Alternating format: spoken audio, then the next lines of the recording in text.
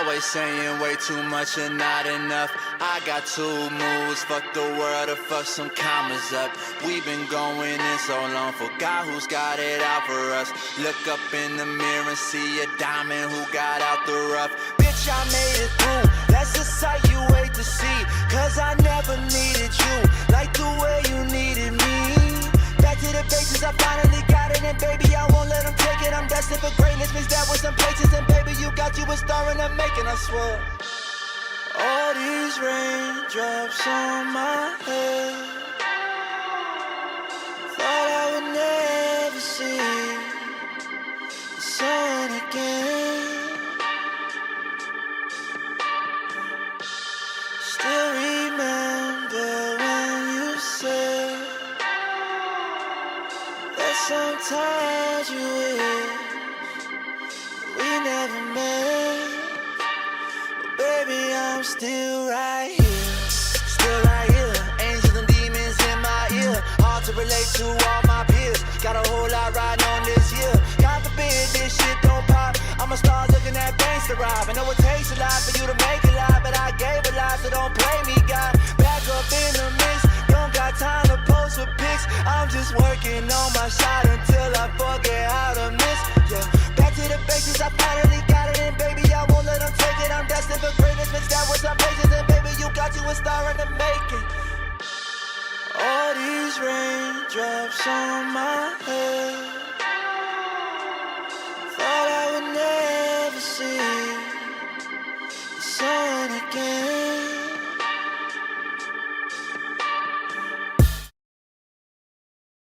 I'm not one of these guys who loved the internet until I found out there was pornography on it. Now I am on the internet a lot. A lot. I would say out of the 22 hours that I am awake during the day, during any given day, I am on the internet about 11 hours. I don't sleep much. Anyway, you get the point.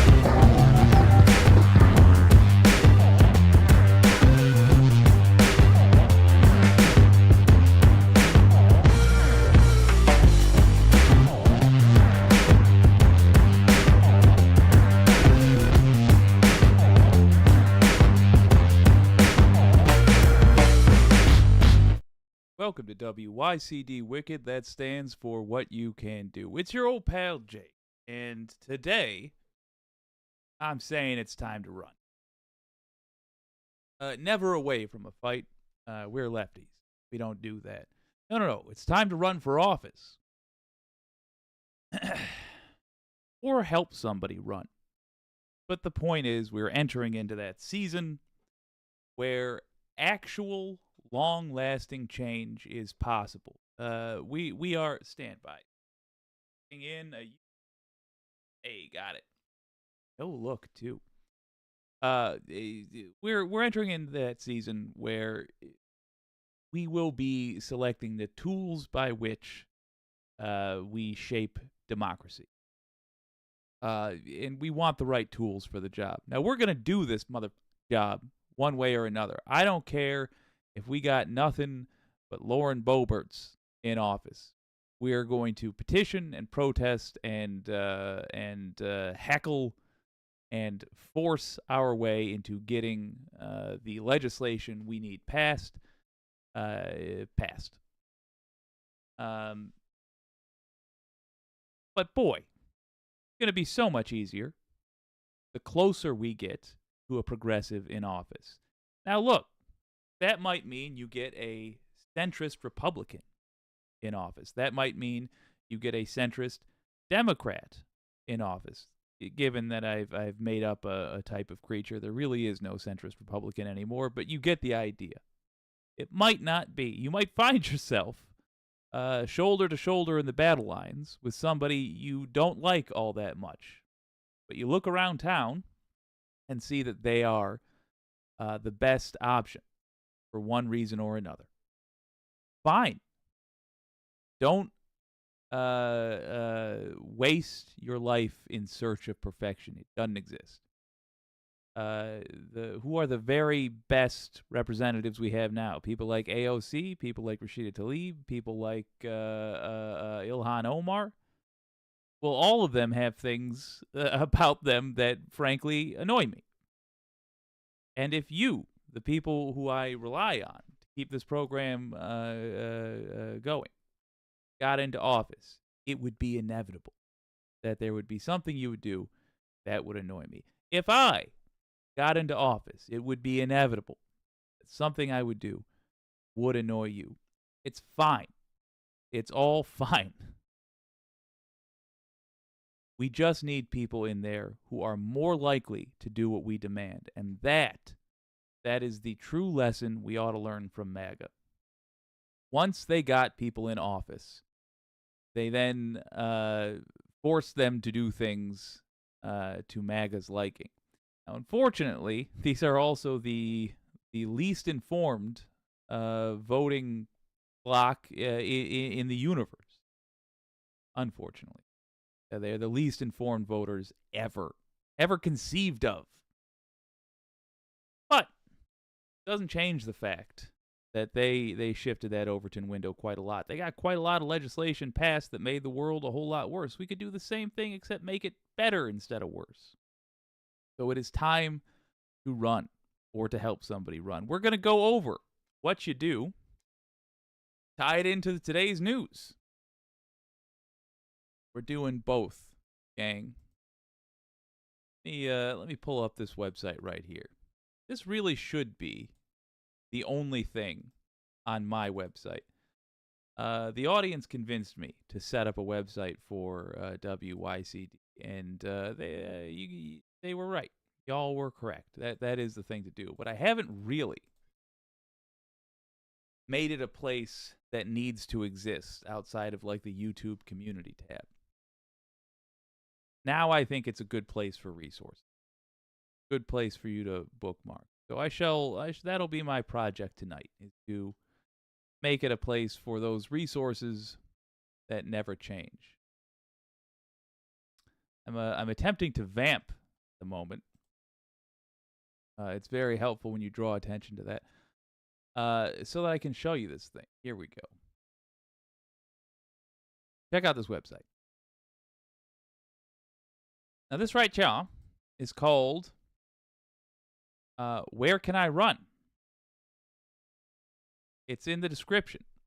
Very first link in the description. If you click on that, it'll take you to this. You enter in your address.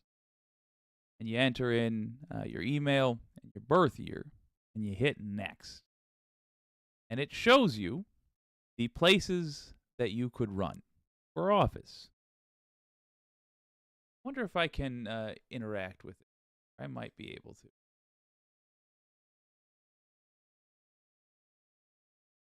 Here we go. Let's say I live at this address. Email is what you do at WYCD Network. Birth year is ancient. All right. Got to skip this page as well. Click Get Started. 17 offices are available, according to this thing. District 2, Michigan House of Representatives. District 13, Michigan House of Representatives. You could run for the Wayne County Commission. Folks, we need commissioners, frankly. We need county clerks as well. We need progressive county clerks. You could run for the school board. Try to be an appellate court judge if you have the qualifications of if you're an attorney, for example.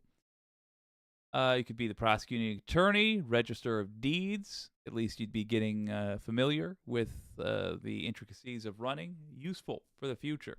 And who knows? Maybe the Republicans will find a way to make the register of deeds a corrupt position. It would be good to have a progressive there. County treasurer, county clerk, that's the one. Board of Education.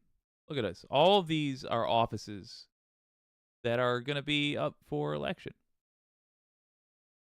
Just have to enter your address to find out. Now, look, if you're feeling like, but I don't know any of this stuff. I don't follow the ins and outs of my local politics. I'm very familiar with national politics, but not local. Here's how you break that down in your mind. Here's how you decide. Here's how you go from looking at all that information to picking out what's relevant. Start by what you are interested in. Start by what you feel your current level of competence is. Not what do I imagine myself one day being able to do. But what do I feel like I could do right now? What's my level? It's fine to say local, local, local. I don't truly know how any of this stuff works. And so I would feel best being a local politician. That's fine. You look at who's currently running. You Google it. You find out if it's District 13. You look on a map. Where is District 13? I would type in Michigan District 13. Michigan District 10. Yada, yada. If you see somebody running that you like, and you think, well, I don't want to sink their chances just so I can have a chance. I like this person. Great news. You now see someone who you can volunteer for. Someone whose campaign you can volunteer for and will have done your part. Much easier. Significantly easier to do that. Less money in it, but much easier. However, if you see that it's somebody you would want to challenge, be it a centrist Democrat that you think your state would be willing to get rid of, or a Republican, run. It does nothing but good. All you have to do, at least in Michigan, they lay it out. But all you have to do is follow the relatively simple steps to get on the ballot, and get on the ballot. From there, it's just however many people you can inform that you are running for office, and tell them why you think they should vote for you. Here's the really good news: if you live in a beet red district, in a beet red state, the good news is you will almost certainly lose. Do you know what a relief that is as the person who's running? That takes all the pressure off you. 100% of it, gonzo. It takes the pressure off you because you're not screwing up a narrow race as a first timer. All you can do is help by running. Remember the greater game plan. We're trying to bleed these pigs. The Republicans need a tremendous amount of money to convince people that their terrible ideas are actually good ideas.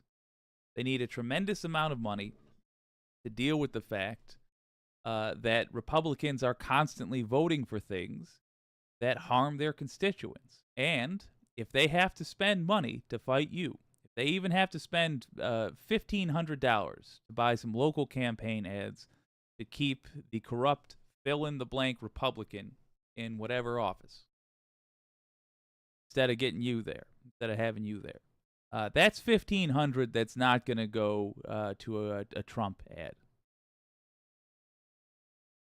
Make them spend that money. Make them work.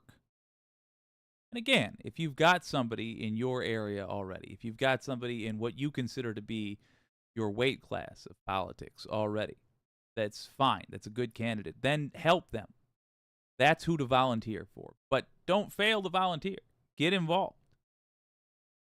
I would say if you have absolutely no free time, zero free energy, then take whatever has been draining your time and energy, I assume in exchange for money, and turn it to the benefit of the cause. Give a little bit of that money to that candidate. But now you know who specifically to give the money to.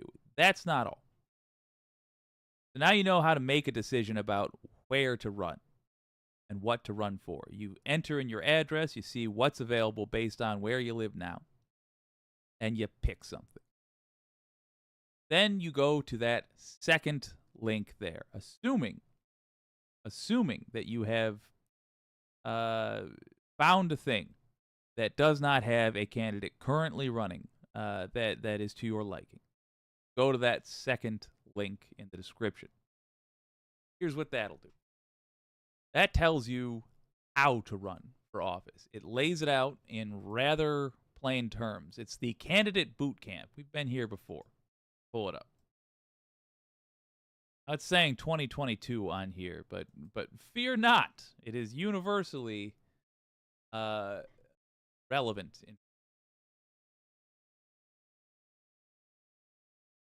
Doing all this up top. We're going to do it again at the end. Here's how to run. Candidate boot camp. By the way, if you have a particularly charismatic or detail-oriented family member or friend, you just show them the beginning of this live stream as well. Not recording this at the moment. I might go back and pick it up. But the point being, show them this. The point is, make sure there is somebody in your area running for all these offices. How to run for political office. Here's the chart they use that I think is fantastic. Consideration. Exploration up to announcement. Consideration is the stage I'm talking about with that first link. That's where you're looking at who's around you and who you think ought to be replaced. That's where you're considering, what is my political weight class? If somebody were to ask me, what does a state representative do? Would I be able to answer that question without Googling it? If the answer is no and that makes you nervous, then go lower. If you can't think of what any person in politics actually does, like what their actual job would be, where do you show up? How often do you show up there? What do you do when you're there? If those answers don't come to mind, then just Google it for a day or two. Look at the average experience. Hell, let your old pal Jake know if you'd like me to bring on some local representatives to talk about what the actual nuts and bolts day-to-day work that they do looks like. Are they typing? Are they talking? Are they calling? Are they thinking? Let me know. But the point is, you think about where you'd be comfortable. You make sure that there is nobody already running that you want to win. And if that's the case, or if that is the case, that nobody's already running that you want to win, then you're running.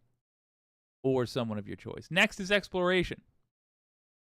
That's where you're considering what it would actually take to get elected. How many actual votes would I need? I think you'll find, if you're running for a district level position, a couple of thousand votes for your average district. If you live in a city, okay, it goes way up. It's tens of thousands of votes. But still, it's an amount of people you could conceivably talk to between now and November. Exploration. Then you announce, pretty straightforward, find a way to let people know you're running. Social media exists. This has gotten much easier. You can do local events as well. This walks you through all of it. It is an incredibly detailed guide. You can see all this stuff here. It covers, this would be for something like a very big campaign, but it also clarifies what the smaller version of things would look like. So it tells you that you don't necessarily need all of this stuff. Home cards, etc., newspaper ads, if you're running for like local mayor. But nonetheless, it does break it all down for you. Incredibly useful guide. Both links are in the description. I'm telling you up front what you can do about these things, because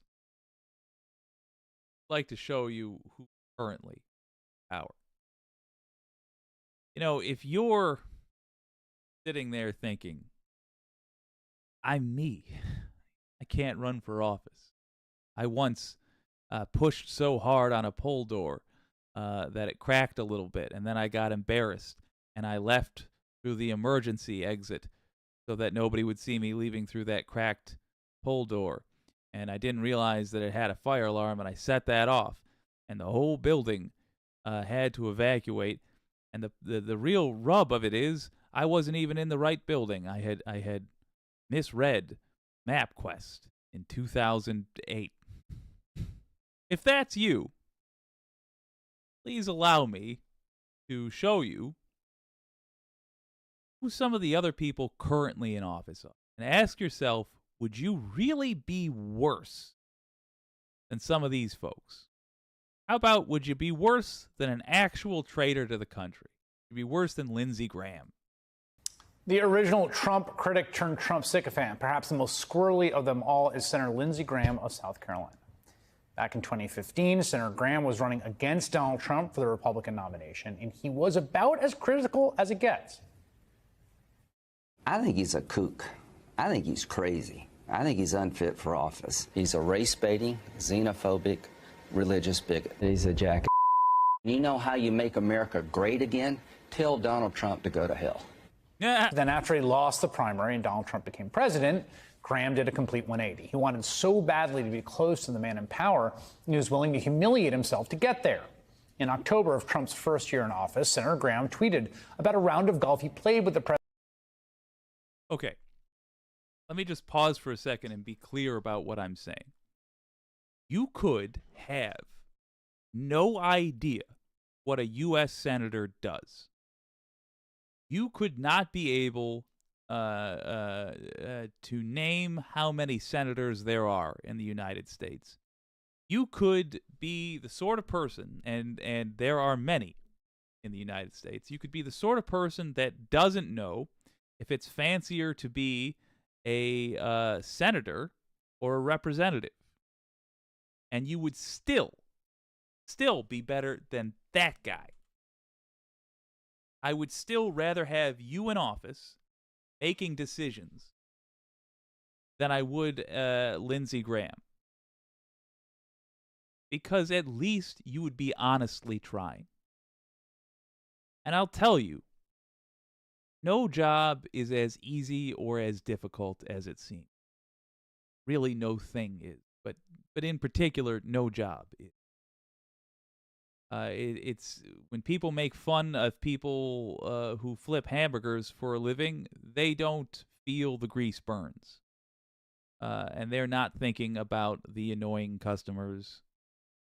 And when people imagine a rocket scientist making a calculation, they're not also seeing that rocket scientist give themselves a paper cut on the same piece of paper every single day because they won't stop flipping open the how-to manual in annoyance.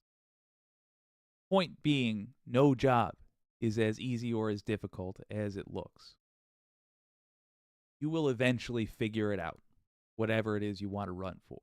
If you are looking in your district and find that Lindsey Graham district, if you're in your, if Lindsey Graham is your senator, or if you're looking in your district and you find that you have a Lindsey Graham-esque Trump sycophant as your representative, even if you know nothing about anything, you will do a better job than them. But good news, you can also be president, it turns out, because Graham turned on Trump something fierce. President, quote, President Trump shot a 73 in windy and wet conditions. How bad did he beat me? I did better in the presidential race than today on the golf course, exclamation point. The slobbering continued up until January 6th when Senator Graham claimed he finally had enough. Trump and I, we've had a hell of a journey. I hate it to end this way. Oh, my God, I hate it. From my point of view, he's been a consequential president. But today, first thing you'll see, All I can say is count me out. Enough is enough. I've tried to be helpful. By the way, consequential is funny. Now, that didn't last long. Soon enough, Lindsey Graham was right back at it, tearing up on Fox News as he literally begged viewers to send Donald Trump money. Talked about this. I'm sorry I'm so upset, but please help President Trump. If you can afford $5 or $10, if you can't afford $1, fine. Just pray. Make sure you vote as early as you can in your state. Don't risk anything anymore. Vote as soon as you. Remember this? When he like dressed up like Trump? That's actually the most flattering angle of that whole thing. He had the fake tan on. He'd put on weight, weirdly. He had his hair especially weird. He's just, it's wild to me. What a Weasley little nothing he is. You know?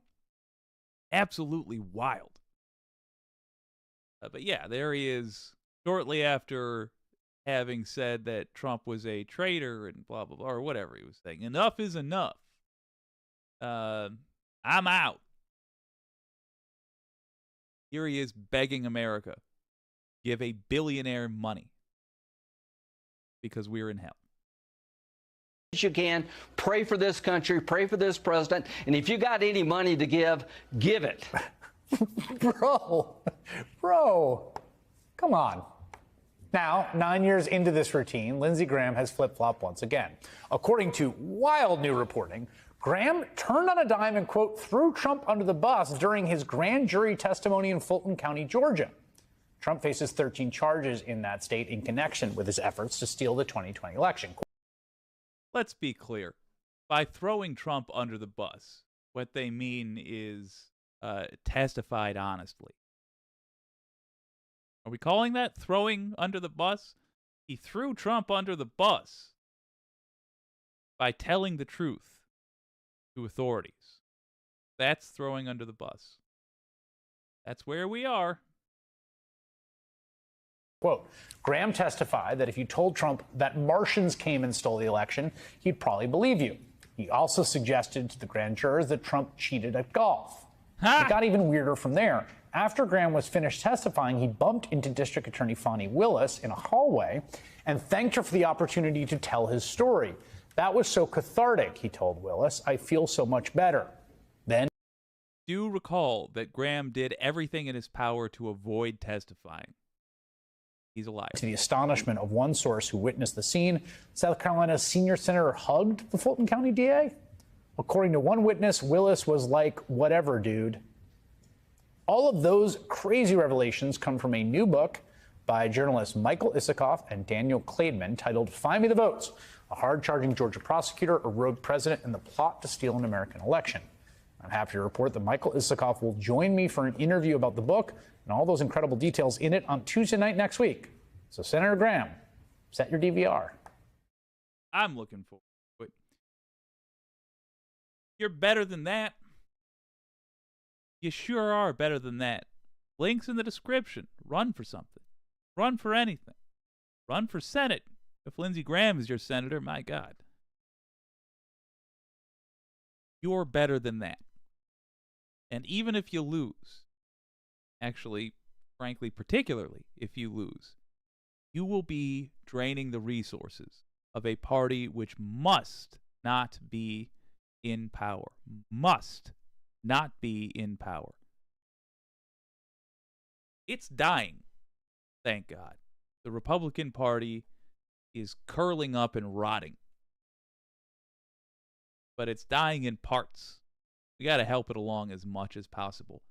Deny them the ability to F with the United States of America and ruin the world any further. Run for something.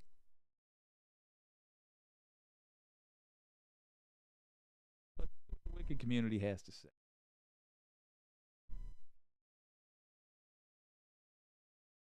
John Bailey, hello. Lindsey Graham is a duplicitous douchebag. I hope I said it correctly. Duplicitous douchebag. I like that word. I will work on it. John, I darn near was going to mock you today. I was ready. I was going to come on in full Lions makeup and just like not comment on it. I'd be like, "Oh, John, did something happen yesterday? Really interesting." And then the second quarter happened, and my heart shattered. Tao and Jack. Oh my God, I remember. Oh wait, let me jump back up. Looks like it's in reference to something Pink was saying. Tinkerbell, he cried on camera trying to get Herschel Walker elected. Yeah. He's such an effed up guy. He's so weird. He's intensely weird. It like not just the things he does are weird, but it's not just that the things he does are weird. It's that he does them in a weird way, too. Ugh. Ugh. Looney Tunes, the Republican Party, the Republican Party, is a complete punching bag, as they should be. Environmental Coffee House, hello. Lindsey Graham is calling for war with Iran. Yeah, I'm not. I always almost hit the Midwest or Iran when I say that. I'm sorry. Yeah, I don't want them attacked by us, and it's insane to me that we are contemplating such a thing. Yeah, he is. He's calling for war with Iran. Great stream, by the way, folks. If you haven't seen it, Sandy's last stream it was a birthday stream for a friend of the show, Excessive Audio. Think about Jasmine Crockett and how we could all be doing that. Let me see if I remember Jasmine Crockett. I don't remember what state she's in, but I talked about her recently. Texas's 30th. That's right. Her district covers most of South Dallas County and parts of Tarrant County, including Dallas Love Field Airport. Okay. Yeah, her ripping into Lauren Boebert was fantastic. Sorry, I now am seeing headlines that is actually news to me. But point being, we've played Jasmine Crockett clips on the show before. She's fantastic. Yes, you could be like her. Wicked Foxy Dragon, Jake, Jasmine Crockett is the best. Hell yeah. And Pink, take some pride, my friend. You got a good one. I know she's just from Texas generally, but still, that's something to be proud of. The anti-corporatist, the black young lady who kicks ass. Yeah. Wireless Mike, how could anybody forget Jasmine? Oh, we have a good problem these days. And that problem is that we have different progressives to choose from. In 2000 and when's the latest? Say this. Let's say 2011. We didn't I would have struggled to name a single genuine progressive. Now we have a field of them. It's fantastic. Pinkerbell, we need 200 of her stat. Great.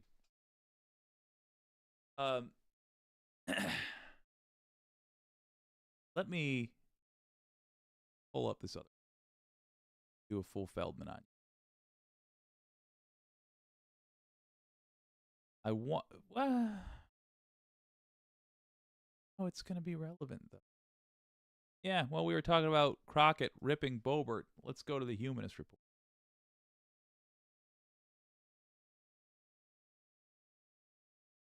Related, folks. I want to prank the leftist mafia in some manner. I'm thinking of doing some fan art of them, but making one of them look really dumb while all the others look great. Toss me some ideas. There's the Discord now if you guys want to chat there.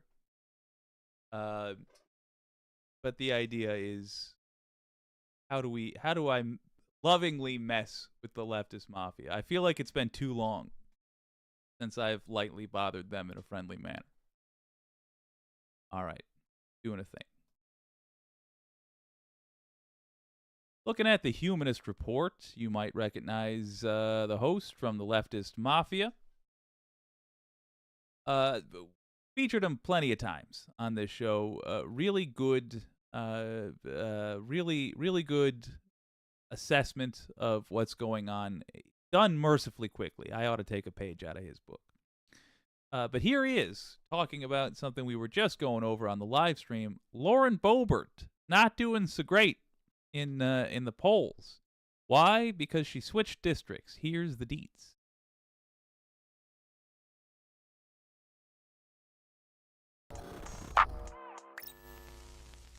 Well, it seems like Lauren Boebert may have actually screwed herself by switching districts. So she currently represents Colorado's 3rd congressional district, which is more of a swing district, and she only won it by 546 votes in 2022.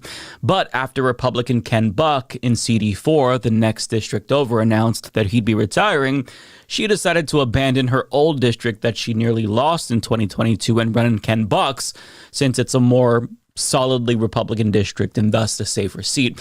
The problem is that she now has to compete in a GOP primary, and the earliest gauge that we have of that race indicates that Republicans in the new district she's trying to run in aren't actually a very big fan of her. Kelly Risman of The Independent reports Colorado Congresswoman Lauren Boebert finished in 5th place, according. Before we get into the nitty and the gritty, how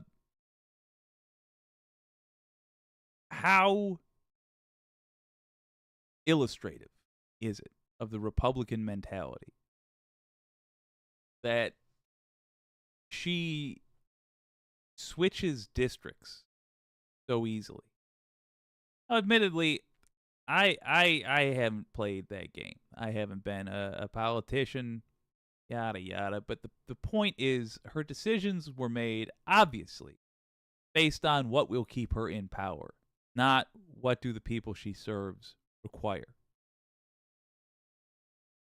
Just something to bring up to your within conversations with Republicans. This is the character people you tend to vote for. To a straw poll, a devastating showing after the Republicans switched to run in a new district. Last week, Ms. Boebert competed against 8 other Republicans in a congressional primary debate in Fort Lupton, Colorado, in which she garnered just 10% of the straw poll vote, landing in 5th place, according to Colorado Politics. Ms. Boebert earned 12 out of the 117 votes cast in the straw poll, the outlet reported. Damn. Brutal. Now, there's a couple of caveats, okay? You know, I'm not sure if that is a real background behind him. It appears to be. But it does occur to me I could do all that same stuff digitally. I would miss my look. One thing of note here. I'm sure or I know he goes into some discussion over what would replace her. Anything is fine. Even somebody with the exact same policy desires as goals, let's say, as Lauren Boebert, you literally cannot do worse than her. Start. But the benefit to having anybody at all replace Lauren Boebert, I realize she's running in a new district, it wouldn't be replacing her, blah, blah, blah, blah, blah. The benefit to her no longer being an elected representative is it shows others that behavior doesn't get a pass for very long. It raises the bar at the very least, a tiny little bit, but it's better than nothing. First and foremost, obviously, this is very early, and the sample size is super small, so it's not representative of the entire district. But having said that, though, this is still disastrous because we're talking about an incumbent Republican with national name recognition who was aligned with Donald Trump, the cult leader of the Republican Party. So yeah, and it tells you that the name recognition, he's saying this. Let me just really clarify. It tells you that the name recognition doesn't mean much. They know of her, but the things they know of her are not things that make more than 12% of that group want to vote for her. Good. Shouldn't have even been close. It should have been a blowout. But GOP voters in this district, they're like, we have Lauren Boebert and a bunch of other people. We're going to opt for the no-name Republicans over her. That is so wild to me. And to make matters worse, all of the local headlines in Colorado are talking about her 5th place finish because this really isn't something that a lot of people expected. For example, here's one headline from Colorado Politics. Quote, Lauren Boebert finishes in the middle of the pack in straw poll at inaugural GOP primary debate. And they go on to explain who's ahead of her.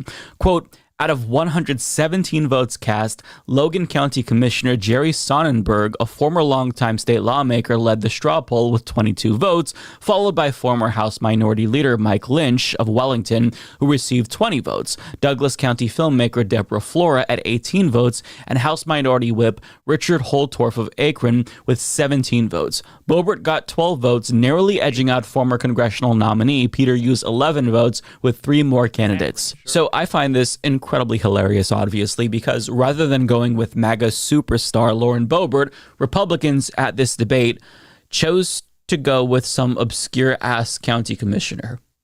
That has gotta hurt if you're Lauren Boebert. Wait a minute. An obscure-ass what? An obscure-ass what? County commissioner. Obscure county commissioner. Folks, run for something, anything. Anything at all. Because it gives you the line on the resume, which makes it easier to run for the next. It gives you the experience to know how this stuff works. That's really all the reason you need. But there's more. When you do local politics, almost certainly, will not make the headlines in the shows you're watching now. But it will have way more effect on your life and the lives of people around you than any of those headlines will.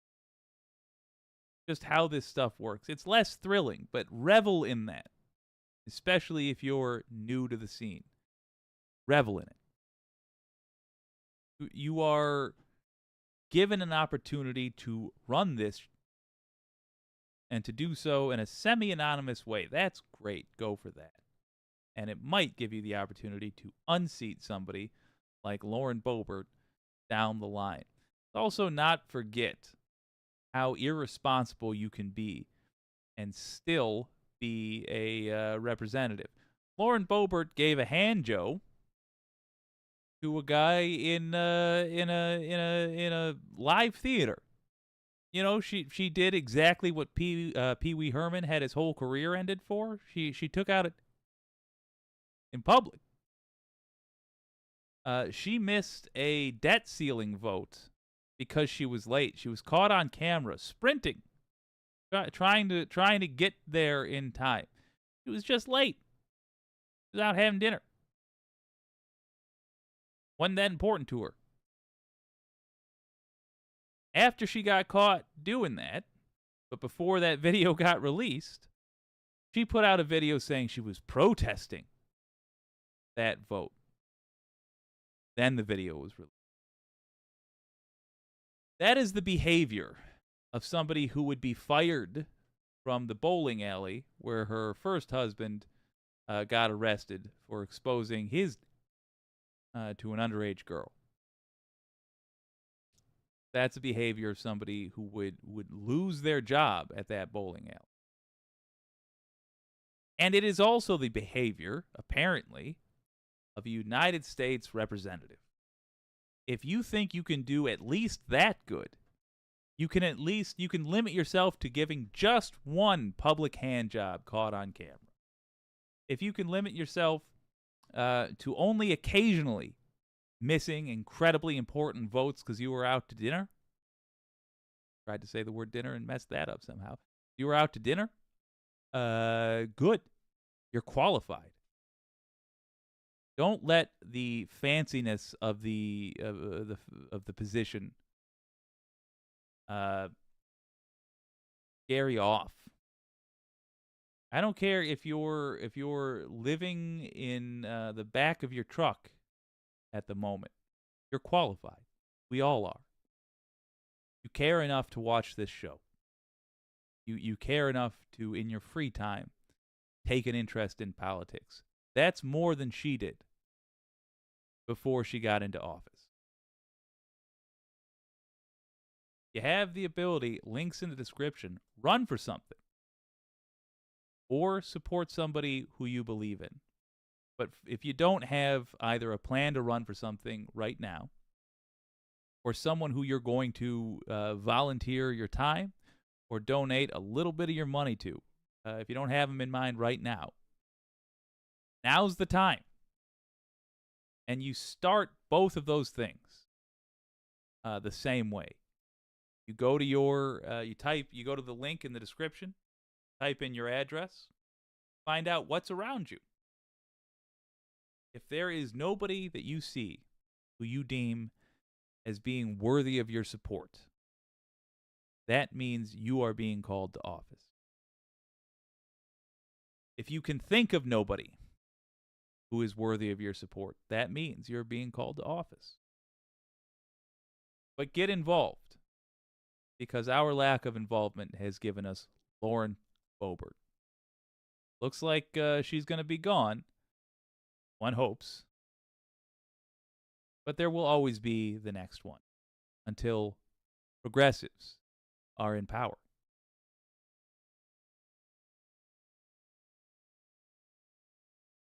I really like Humanist Report. I don't know why I don't show it that often. I guess it just doesn't come to mind. Rex Trek. My family grew up with a gay brother and sister out of 8 kids. Yeah.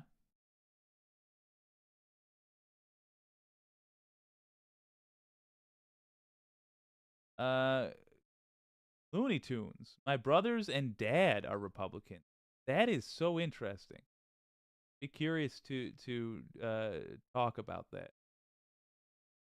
Rex Trek, Jake Straight Face. Look, it's real easy to be a straight man in comedy, but take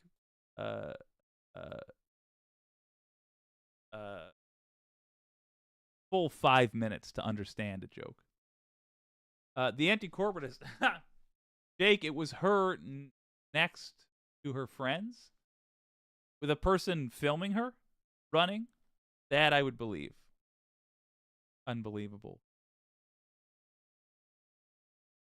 Randy Nuance, my entire family is made up of Karens and Trumps and Santoses. Ugh. Randy, that sucks. Oh. Deborah Kempthorne, good to see you, my friend. Foxy, I really enjoyed chatting with you. Aw. That's quite sweet. See ya, Sandy. Excessive audio, depressing the vote and making people feel helpless, discouraging people from running or even asking for change. That's the authoritarian flavor. Indeed. And Sandy saying, hey, it was a great show, but I'm actually really super tired. I'm going to say goodbye. Keep up the great work, Jake. Thank you, Sandy. Sleep well. We'll see you. I'll see you Wednesday. Oh, God, the anti-corporatist, he was showing her his ding-a-ling. Oh, good. Good. Well, never mind. He's a prince, then. Why can't... My understanding is that at least Pee Wee Herman was in a sex theater. Do I have that right? Am I remembering the scandal correctly? Like, at least Pee Wee Herman was, he had separated himself off with a bunch of other freaks.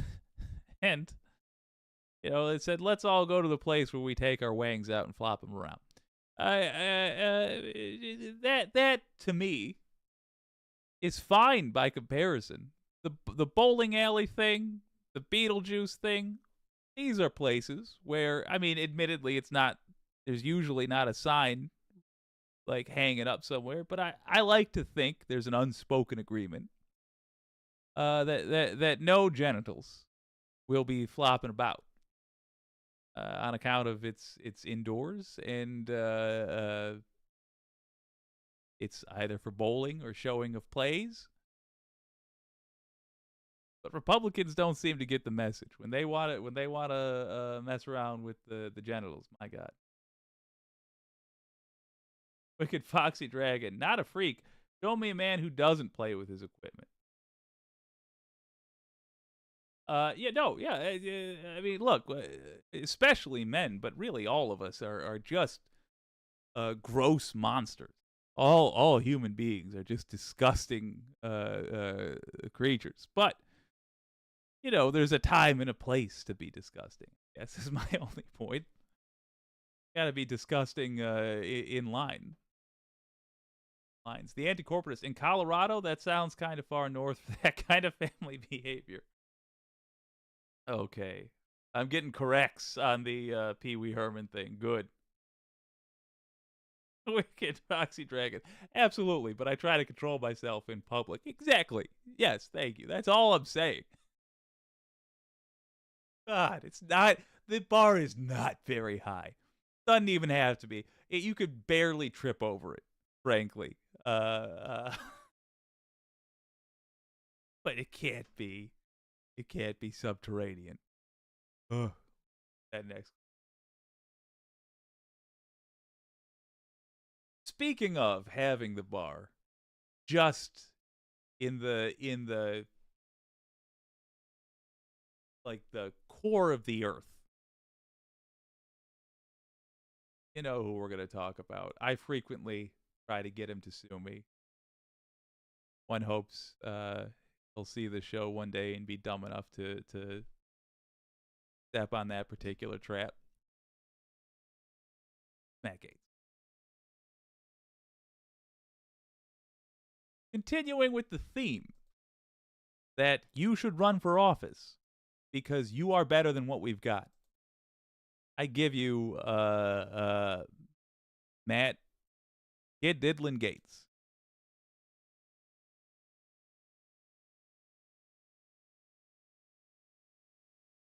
I've seen an exclusive source familiar with the House Ethics Committee investigation into allegations of sex crimes against Republican Congressman Matt Gaetz suggests that probe may now be heating up. You may recall there was a Justice Department investigation that ended with no charges against Gaetz. Plus, after the ouster of former Speaker Kevin McCarthy, McCarthy said Gaetz was angry with him because of the Ethics Committee probe. Joined now by CNN legal analyst and former federal prosecutor. We covered that here. I was furious. I remain furious. That is a failure of law enforcement on par with Jim Acosta's handling of the Epstein investigation when he decided to let Jeffrey Epstein go. Jennifer Rogers and by our chief legal affairs correspondent Paula Reed, who helped break this story. So what more have you learned about what the Ethics Committee is doing? So I've learned that the Ethics Committee has done a new round of outreach, and they have reached out to this woman who was still 17 when she allegedly had sex with Congressman Gaetz. They've also reached out to the Justice Department, seeking materials from its years-long investigation into the congressman.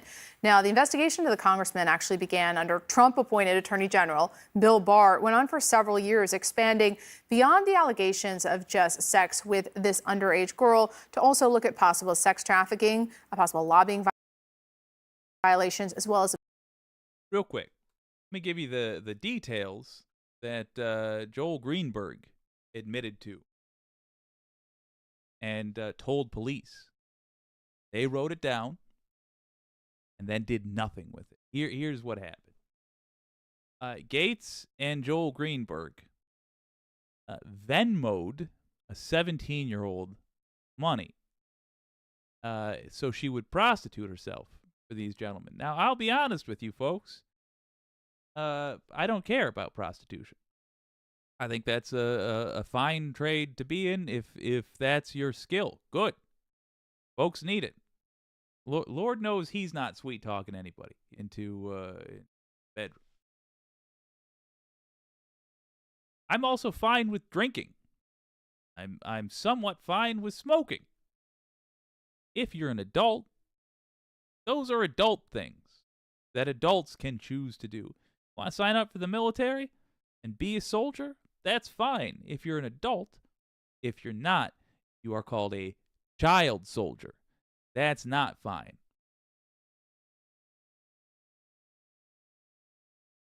If you pay a 17-year-old girl to have sex with you, what you've done called child prostitution.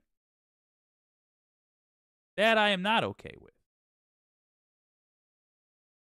The sex trafficking, they transported her across state lines for the purposes of having sex with her, this child. Joel Greenberg and Matt Gaetz, according to Joel Greenberg.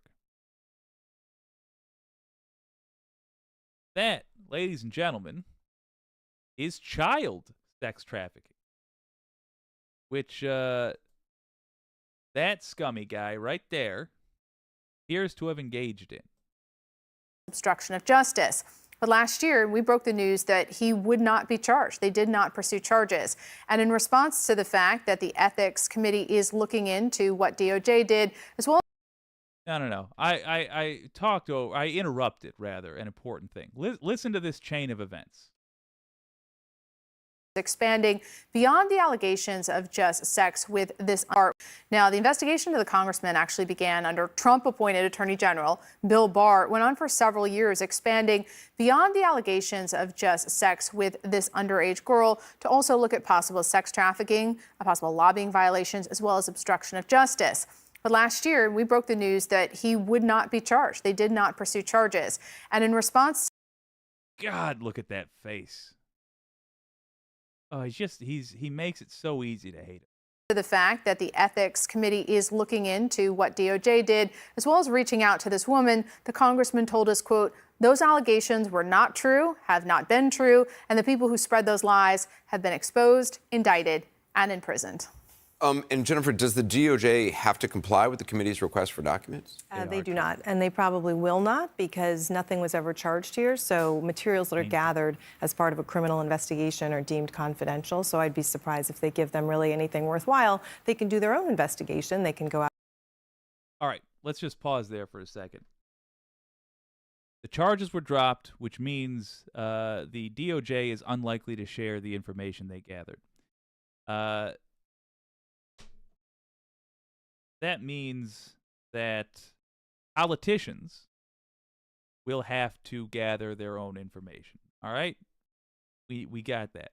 Good. And interview witnesses, as apparently they're trying to do, collect documents via subpoena and all of that, but they won't get what DOJ has. They wouldn't turn over, even though it's Congress asking that, I mean, a committee in Congress asking? Likely not. I mean, if they had charged something and these materials had become public, but they're very careful with materials that don't make their way into the public realm, because if you don't charge, then it's deemed that it wasn't worthy of charging, so you don't want to smear people's names by turning over evidence. So the committee now, I mean, it's controlled by Republicans. It started under the House Democrats, though, didn't it?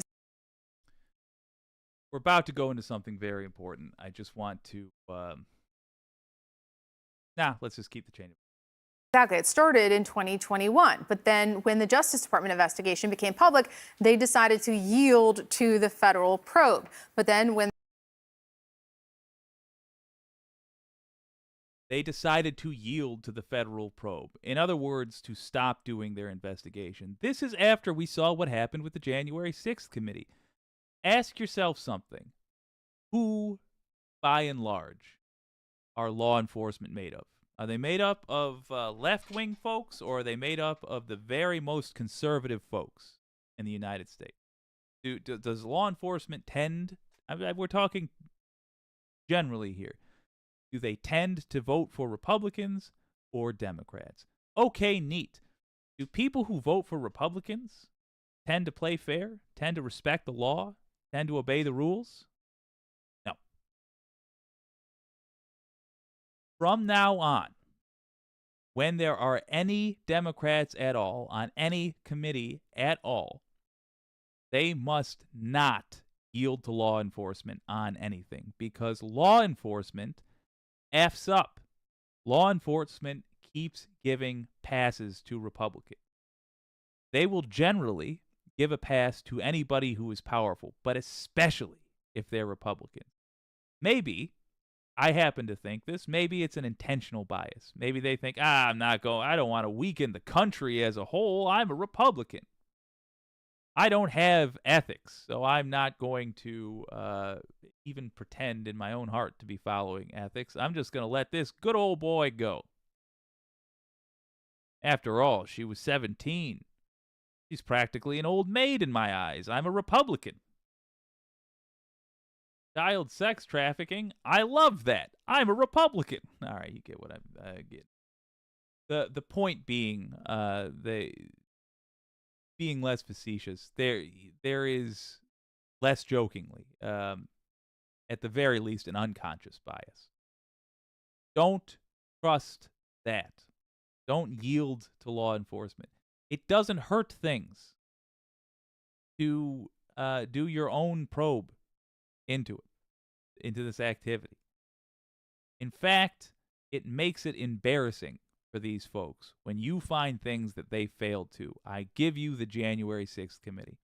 If somebody makes a argument that it does interfere, I would say too bad, because otherwise we are left with the situation we're in now, where we the people must just trust the DOJ to go after these people. You know, the same folks that let Epstein go the first time around, the same folks that let Matt Gaetz go, the same folks that let Oliver North go, the same folks that let Richard Nixon go, the same folks that let George W. Bush go, the same folks that tried their best to let Donald Trump get away with an insurrection, except for the January 6th committee, which did not yield, which did not sit on their hands instead of doing their job because they had an excuse. How do we affect this? When you have Democrats on a committee, be in their ear constantly. On a committee like this, on a committee talking about ethics, when there is a criminal investigation that's going to start as well, be in their ear from day one saying, don't you fuck me on this. Don't you get, if we find out there's a criminal investigation that does not affect what you're doing over the weekend, you're still seeing this thing through, because otherwise you will give them an opportunity to say nothing to see here. Now, we got lucky.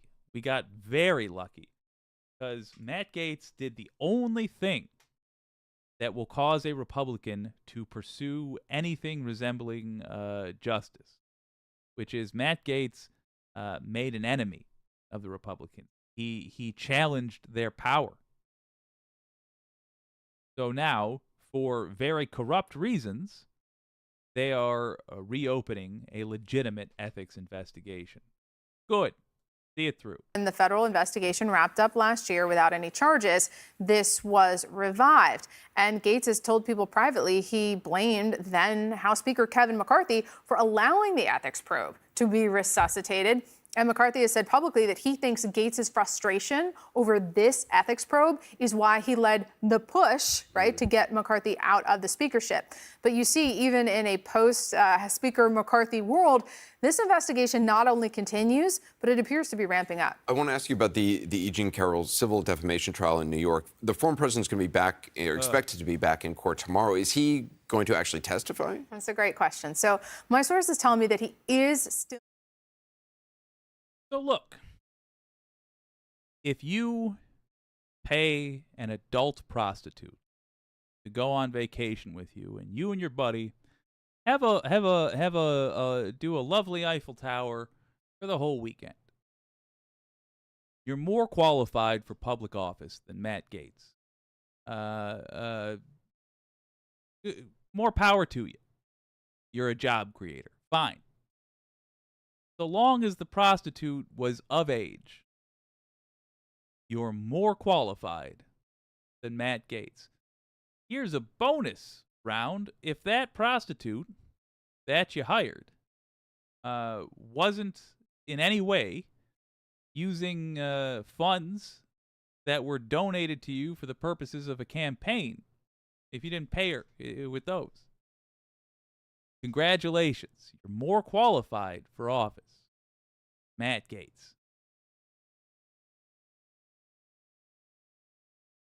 Run for something. Link is in the description. You are qualified. You don't, I would say for your own stress, use the first link in the description to find an office you'd be comfortable with, a job you think you could do well. But I cannot stress enough, and this should scare you.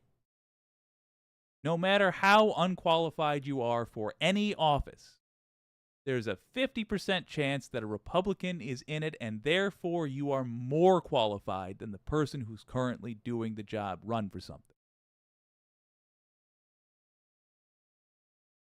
If you have no idea what you're doing, if you cannot start your car reliably, not because there's anything wrong with it, but because you're such a klutz that you keep dropping the keys down into a sewer grate, you're still more qualified for office than half of the people running the most powerful country on earth. Run for something.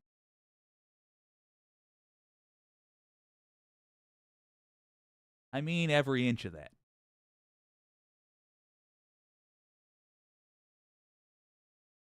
We can only coast for so long. Even if you got to learn on the job, we need people who at least have a sincere interest in running the country well. Even if you don't know how to do that, it would be better to have you there than these people. At the very least, even if you accomplish nothing, you don't write a single bill, you forget to vote for every bill, and it's basically just an empty seat, at the very least, you're taking away the de facto immunity somebody like Matt Gaetz gets by being one of the ruling class. Plus, let's say you're in Michigan and you go for state representative. Yeah, it's a crisp $70K a year you get. Not a bad paycheck. Also, people like Gaetz, not there. Just by having them not there, you're helping the country.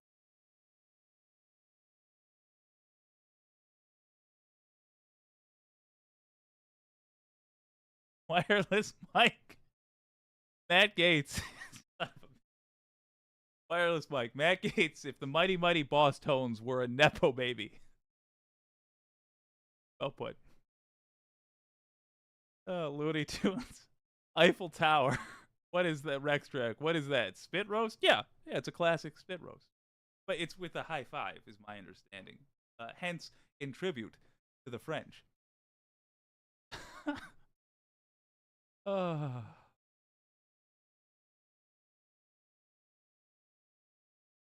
Baker Bell. This conversation is probably not safe to read on YouTube. Well, that's fair. That's fair. But look, I think we've well established this show is going to be right on the line. Just right on the line. Not over it, but right on that line. Whatever the line is, it's where we are. It'll be a hoot nonetheless. If we get big enough to get canceled, I'll be honored. Did I have another? Oh, yes. Oh, yes. I don't wholly agree with what I'm about to show you, but it made me feel good. Made me feel good. I agree with parts of it, and it's a voice that is like a glass of warm honey tea. It's just lovely to hear this person talk. And the parts the points they brought up I thought were good. I'm not even really sure if I agree or disagree. Let's watch it together. You'll see what I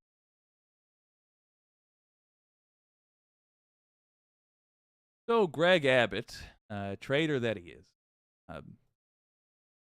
has done a political stunt that we talked about over the weekend, where he's just seizing control of U.S. border policy.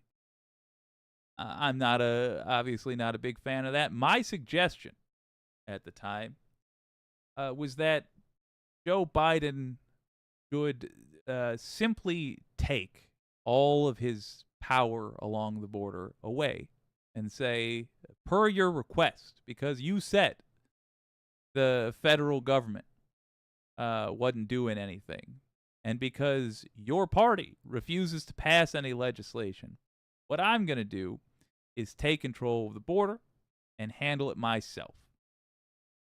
That's what I say. I think I stand by that. It's not a what you can do, because I'm not even suggesting we write Joe Biden and do that as a suggestion. Like, I wouldn't know how to go about such a thing. That would require an interview with a blah blah blah blah blah. Like an attorney who specializes in that the border. But Bo of the Fifth Column recently discussed the same topic, and he put it into perspective that I think is useful.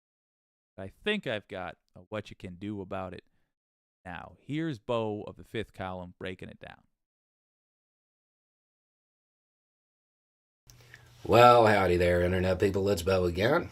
Howdy, Bo. Today we are going to talk about Texas and the Supreme Court and Biden and I guess fences and all of that stuff, because there is a lot of high drama going on right now. And we're going to kind of run through everything and talk about what's in the headlines, because you can see it everywhere. The governor of Texas, in open defiance of the Supreme Court. The governor of Texas defies Biden. No, he's not. No, he's not. He's doing exactly what he's allowed to do and nothing more. I think it's important to remind everybody, the Supreme Court did not tell Texas that they couldn't put up more wire. That's not what that order said. Now, before he continues, The Supreme Court... Before he gives away the answer, I did watch this already, but I have the memory of a goldfish that loves weed, so I don't remember this junk.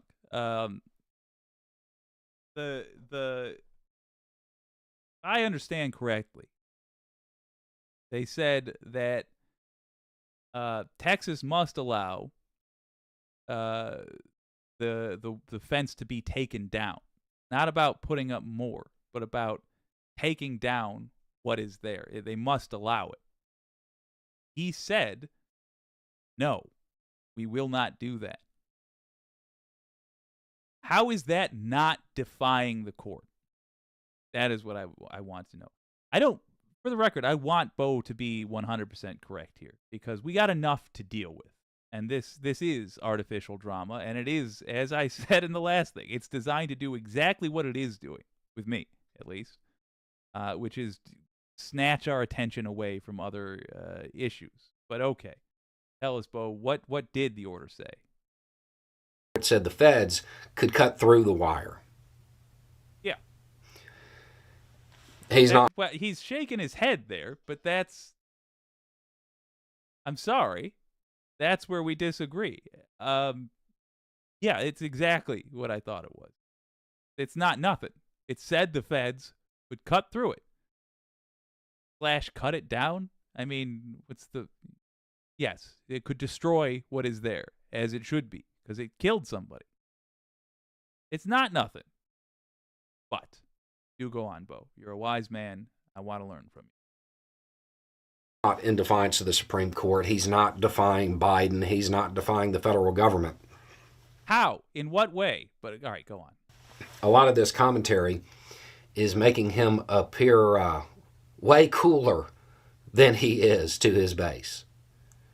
This is a stunt. It's a political stunt. That's not to say it's,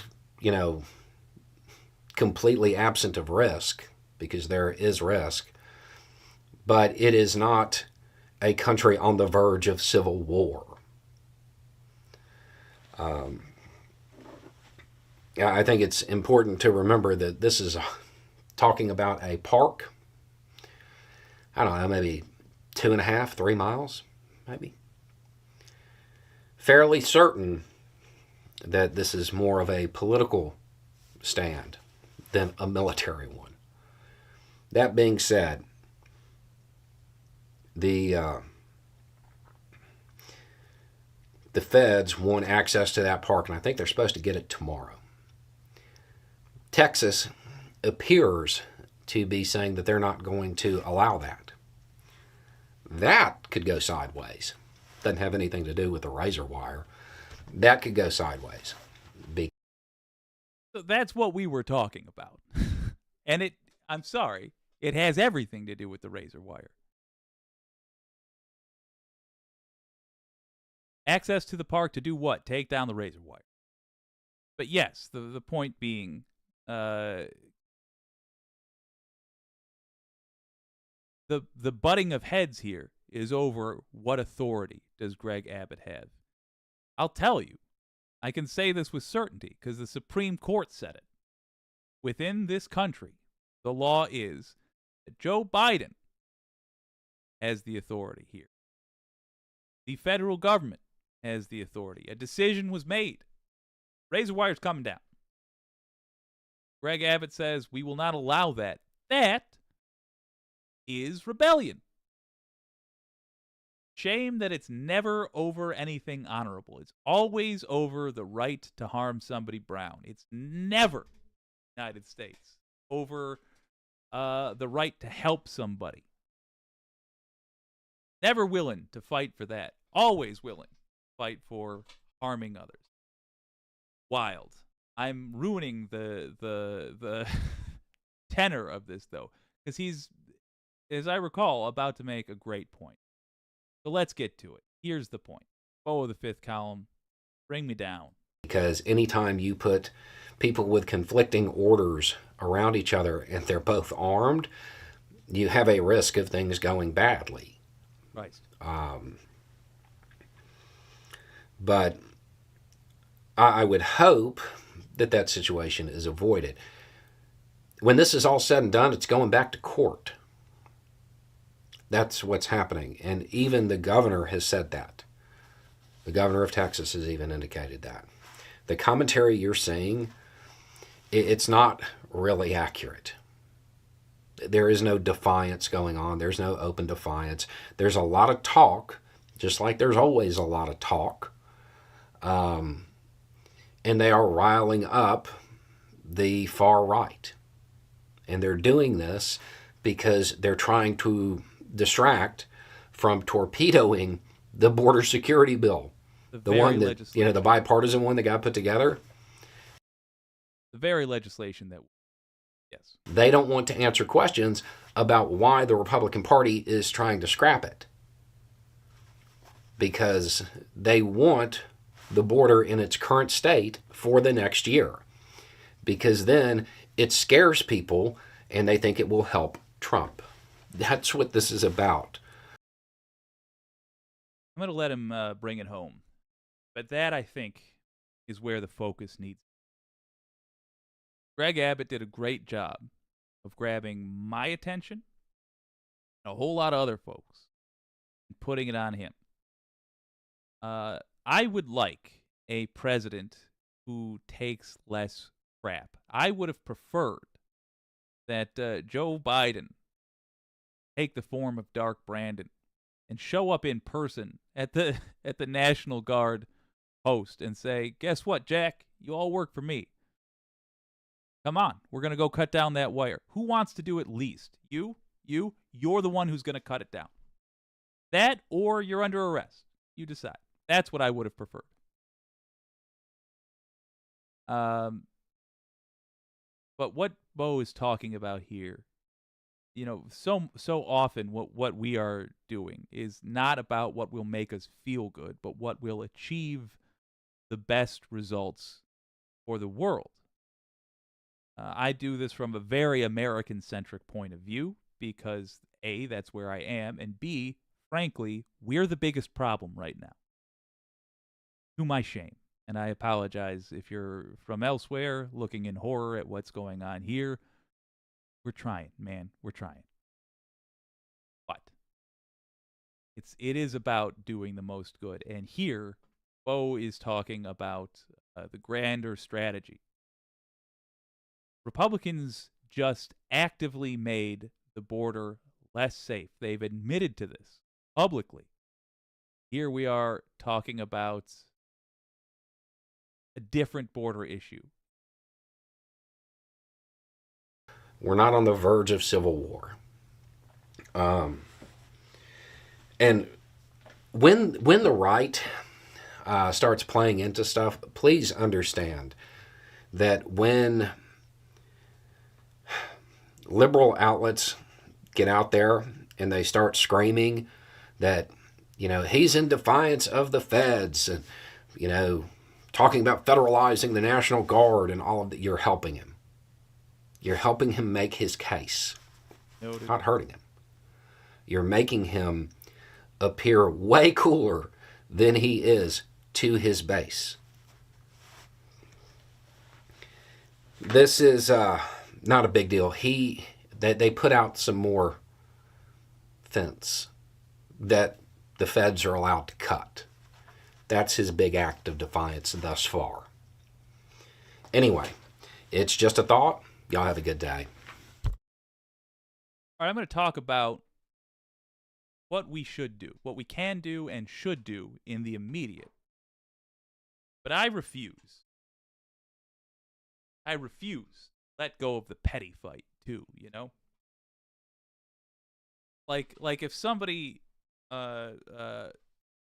runs up and slaps you and then steals your handbag and runs away, and the police get your handbag back.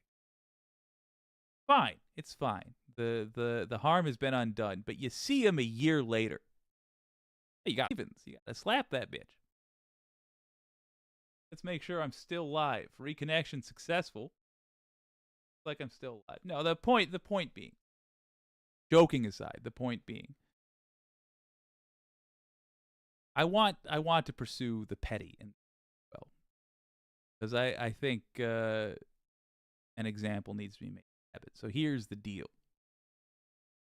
What you can do now is make sure every Republican who you talk to, and I saw a lot of you know some Republicans. Good. You know some people who are going to need to hear this. Make sure they are all aware of the fact that Republicans just crashed a bipartisan bill on border security. And they did so explicitly because Donald Trump told them to for the purposes of getting him reelected. Now, whether or not you support Trump, if you think that the border matters, that should concern you. In fact, that should affect whether or not you support Trump. If you're being honest about how you think the country ought to run. Now, if these people say that it's fine to leave the border as is for a full year, remind them of that the next time they complain about the border. Oh, can you believe the state of the border? You don't care. You do not care. When we talked about this last, and I explained to you that Republicans prevented anything from being done. They stopped what had been bipartisan legislation. You said it didn't matter. Talk about the very thing Greg Abbott does not want you to talk about. Republicans just tanked bipartisan legislation. Bipartisan meaning both parties had agreed to it. Both parties were signed on to it. If they think that their guy would have done something better in a year, okay, so do something better in a year.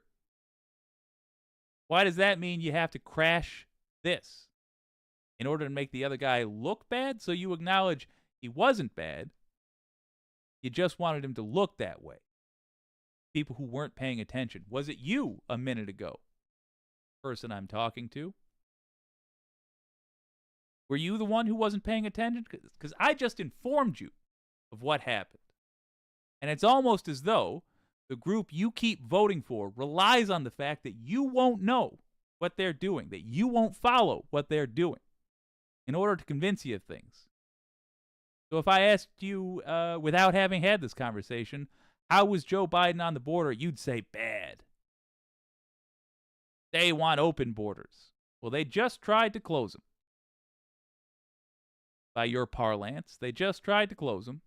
Republicans stopped that from happening. Your party is dishonest to you, sir. Your party is lying to you. The fact that somebody who doesn't care for your party had to inform you of what they're doing should alarm you. It should tell you what these people think of you. That's what you can do now. For the pettiness. It's frankly, I'm thinking less and less petty. Keep track of who else dies. We already had deaths because of this razor wire. Now, Greg Abbott is in violation of the law. He's fully broken it. He put up even more razor wire. Next person who dies, that is at a minimum manslaughter. Greg Abbott killed him. He wasn't acting as the governor then. He was acting as some douchebag. What did Fox say? Some douche nozzle. That's what he was doing. That's what we're going to have to protest for. We know that nobody in the U.S. government will have the guts to do what's right, to actually charge him for those deaths. We don't protest outside of Greg Abbott's home. We go to the FBI field office. We go to whoever is in charge of arresting Greg Abbott, and we protest them for their failure to do so. When the next person dies because of the crime Greg Abbott is committing right now, we make sure he's held responsible for it. Petty little thing like justice for the dead.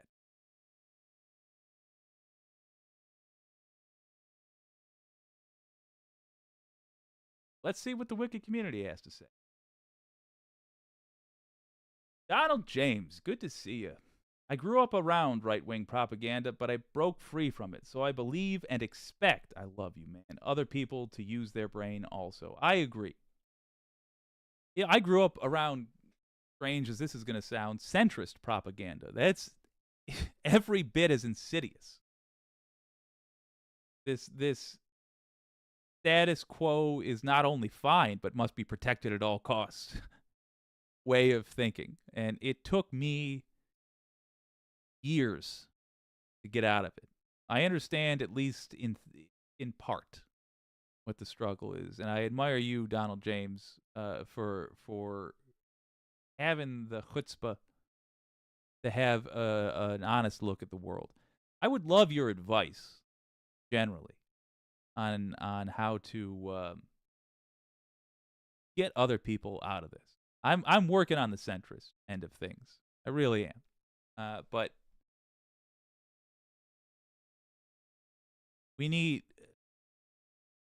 don't need this, but we should pursue the deprogramming of the vast majority of Americans who just live in a version of the world that is killing them, frankly. It's the amount of people who get away with robbing from the very people that support them is infuriating, and I want it to end in my lifetime. I want to be standing outside the jailhouse eating popcorn when we put away the people that have been asking for it. The anti-corporatists, they don't outnumber us electorally, but they do vote. That is it exactly. I want, first and foremost, to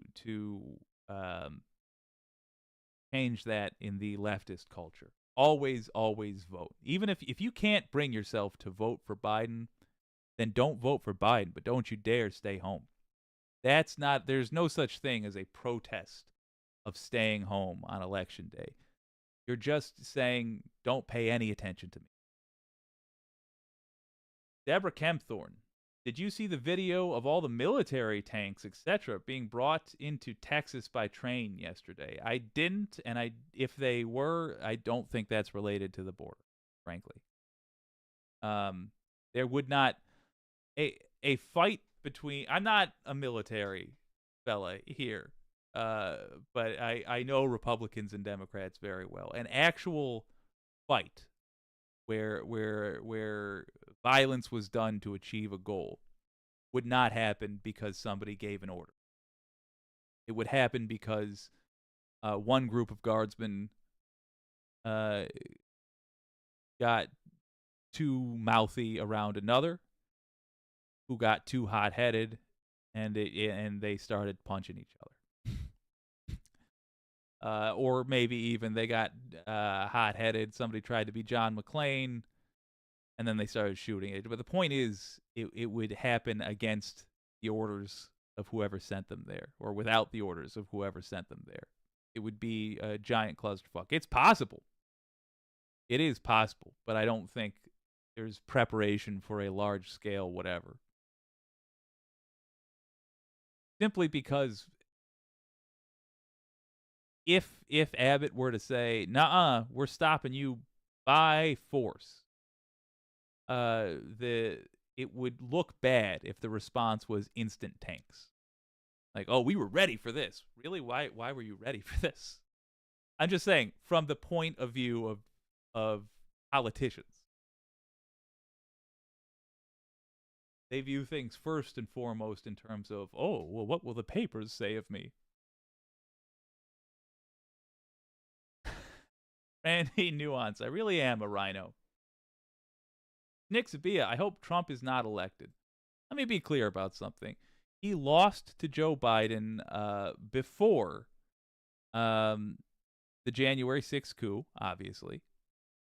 Before it was demonstrated in court that he sexually assaulted E. Jean Carroll.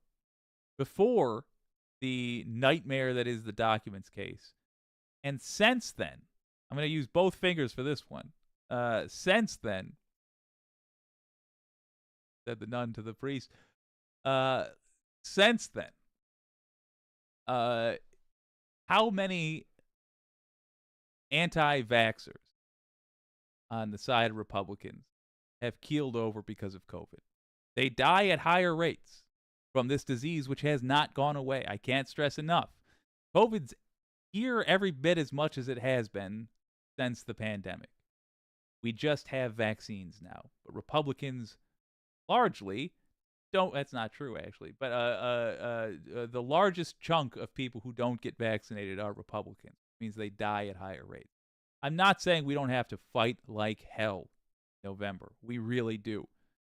We have got to do a exhaustive summer and early autumn of political work, convincing people to go to the polls and pull the lever for the right person. But don't let the fact that Joe Biden is some schmuck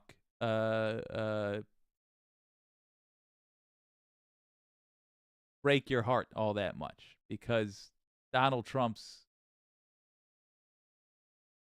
he's not, I mean, I can't stress enough, he's not in a place he wants to be, much less any other politician would want to be. He's in a terrible position.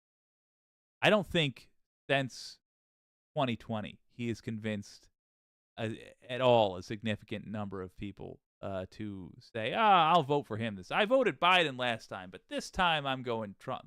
I just don't.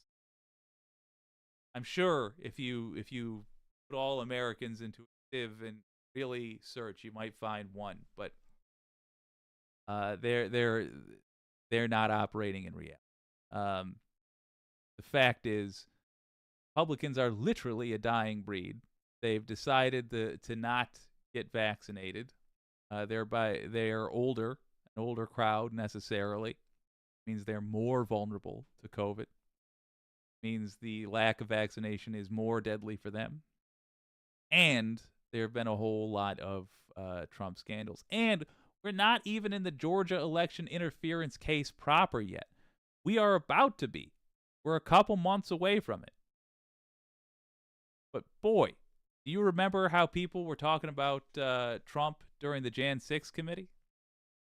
Remember those revelations? The average person is who we need to worry about now. The average person had actually finally heard of some of this stuff. I think we're in a good spot. Wicked Foxy Dragon, Brandy Nuance, and I am the only one. Oh, excuse me. Never mind. Deborah Kempthorpe, I've had COVID twice. But because of the vaccination and boosters, I was sick, however, not hospitalized. Good. Good that you weren't hospitalized. And good that you had the vaccine and boosters. My understanding is its biggest benefit is that it lessens the effect of COVID. Brandy Nuance. They didn't think I'd... Oh, excuse me. It's an unrelated conversation.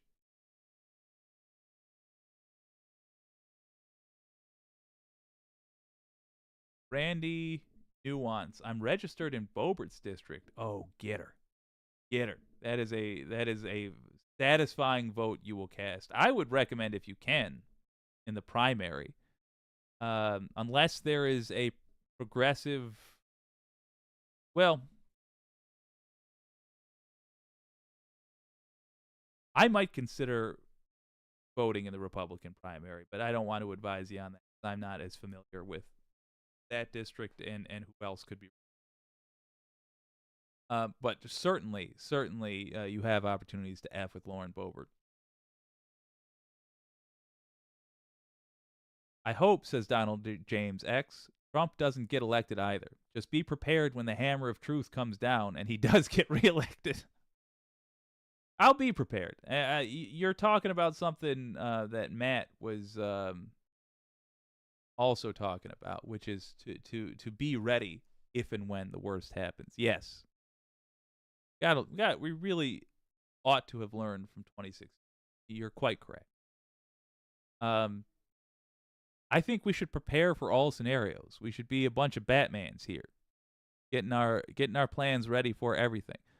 My hope is that Republicans lose the House and the Senate and fail to regain the White House, at which point I expect that to be the proper end of the Republican Party. I expect to then start seeing people saying, well, I'm switching to Democrats because blah, blah, blah, blah, blah, blah. Neat. But if that doesn't happen, if we have, a more realistic thing like we get the House back but lose the Senate, okay, we should have a plan for all of this, including converting senators. We'll talk about that in a future show. But the point being, we should have a plan for all of it. Trump wins, Trump loses, House, Senate. What happens if certain governor races go this way or that? A lot to deal with. Also, remember on the whole Trump's chances. I